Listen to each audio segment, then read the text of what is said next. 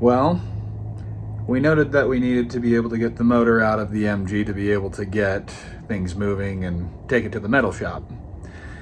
Amazon, however, decided to send my engine hoist not in the best way. This thing has been beat to crap and literally has bolts falling out the bottom of it. So let's hope everything is here, put it all together, and once it's finished, we'll be able to pull that sucker out. All right, so turns out it was missing a caster, but also turns out that I don't need 6 casters for this thing to operate. I only need 4, and it's together. And it works, which is also good. The hydraulic cylinder on this thing is still good. So thank you, Amazon. Despite not actually getting everything I needed here to be able to do it, this will in fact work for what we need.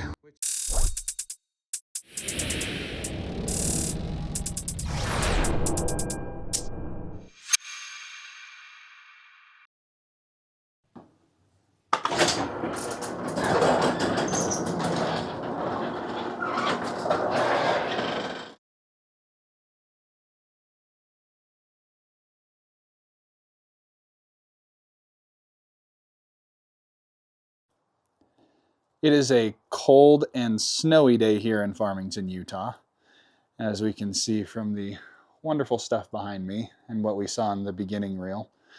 But today the focus is to be able to get the MG and get the motor out of it, because we got finally got our engine hoist all set up. So stick with us. I'm going to take you guys through a quick view of what's already been done and what we still have left to do to be able to get this thing finished. And we'll go from there. Stay tuned. To give you guys an idea of what this thing is supposed to look like, the 1968 MK3 Midget, as I purchased it, looks like this.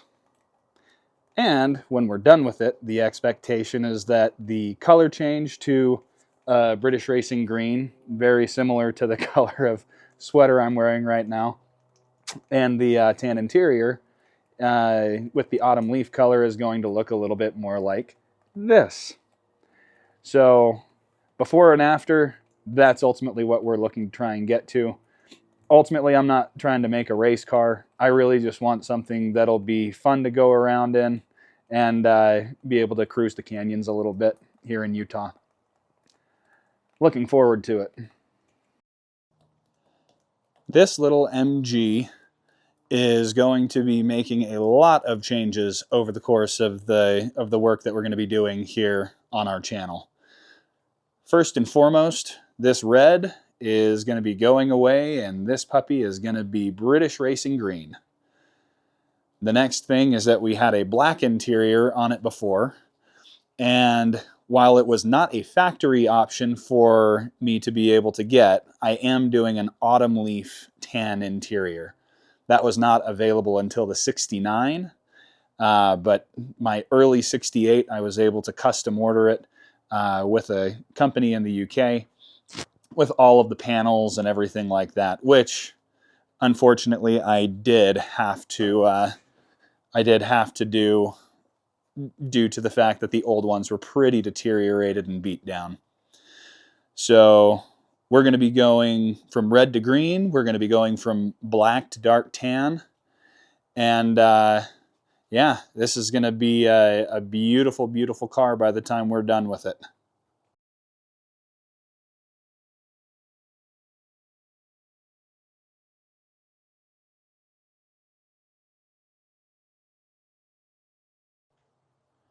We did get ourselves a new heat shield. We got a new radiator because the old one was very well beat up. We are going to be getting some carb caps here for the SU carburetors that go on this. And we've also already got our engine rebuild kit, so we'll be changing out all the gaskets and refreshing everything in the motor.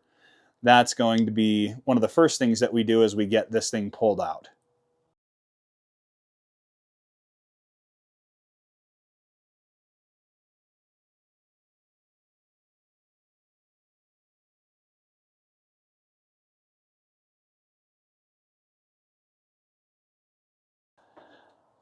We had mentioned that we're changing the color from black to autumn leaf, and this set for the car was actually on sale here from Moss this last year, and I was able to order it, and I am just now unboxing it. I'm excited to show you guys the color that this thing is going to be, because I think that it is super classy and really sets off what it is to have that old classic Roadster. Oh, and the color is fantastic. So here is the color. This dark autumn leaf is going to be what we have on the floor, and the leather is going to be matching it on all of our panels. But personally, I think this is going to look great with that dark racing green.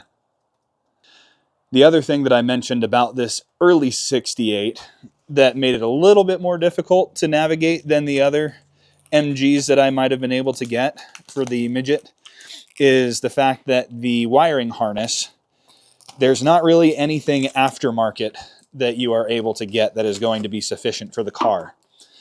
Luckily, I found this company in the UK, Rimmer Brothers, and they do all European classic cars, but they were able to get me a custom made harness for the early 68 with an alternator attachment to it. A lot of the early ones had generators versus alternators. The one that I bought already had a conversion, so needed to make sure that we had the alternator wire versus a generator wire for the build. But this is going to be perfect for when we go in after all of the body's done and we're starting to put things back together to make sure that all of our electrical components, replacing some of the old Lucas wiring that used to be in there and the other electrical components that are notoriously not the best, we're going to be driving as safe as possible. Now that we've done a quick review of kind of what the car is, what we're planning on doing to it, and the pieces that we've got in place, let's go ahead and let's get this engine out and on the stand. As you guys can see, we've already done quite a bit of deconstruction here on the motor. So we are really today just looking to get this thing disconnected from the engine mounts that are down here. One of them is already missing thanks to the prior owner. And still need to go through, we're going to drain the differential oil so that that doesn't spill out all over the place underneath the car when we hoist it out and disconnect the driveline. And it may take off a few of the other accessories here, wiring and things like that on the overall motor. I've disconnected the engine mounts, but I've disconnected the mounts directly from the body so that they'll be able to lift straight up and out, and I can disconnect it from there, because that's going to be the contact point that I'm able to put this onto the engine stand that we have for the 1275cc Type A motor that is in this MG Midget. So I'm going to take a few minutes, get those pieces disconnected, and we should be able to pull it free.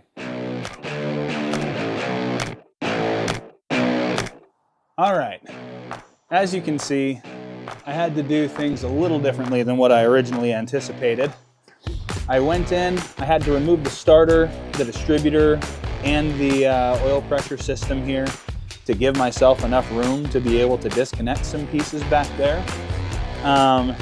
But at this point, I've got everything disconnected. The gearbox has been separated from the body as well. So at this point, what I need to do is finish lifting this pull it back a little bit, and the clutch hydraulic system here attached to the side of my bell housing, I need to disconnect that so I can pull the rest of this out. So give me just a minute here to put that together, and hopefully we'll have the motor free in just a few more minutes.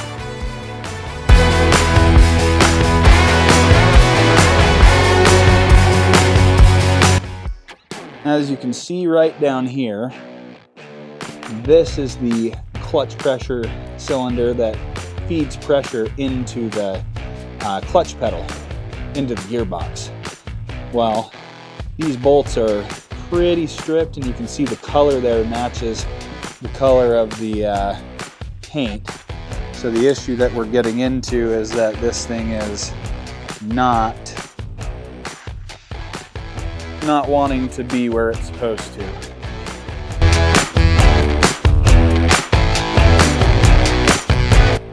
All right, fingers crossed. This is now going to be able to finish lifting and come free. Yeah.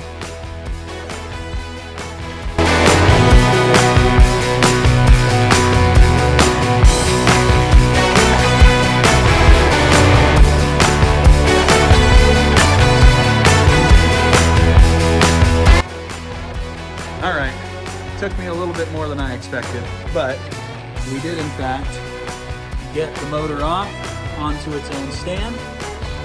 This one was actually custom made for this motor, so it fits on there perfectly. And we were able to disconnect our bell housing. So now I'm going to be able to tear into the motor.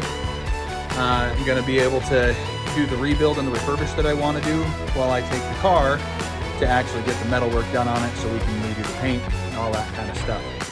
Really exciting stuff. It's been a hard day of work.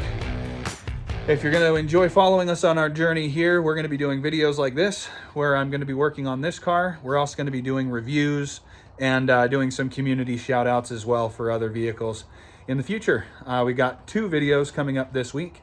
One with a good buddy that we met down at the Cars and Coffee, and another one we're going to be doing our first partner video and doing a review of an awesome C1 Corvette. So stay tuned for that. Please like the video, subscribe to the channel. We're going to be doing this a lot. And if you could leave a comment, tell me, what was the first car you ever got to work on? This is not my first, but it's been a pain in the butt. We'll catch you next time. Thanks, guys.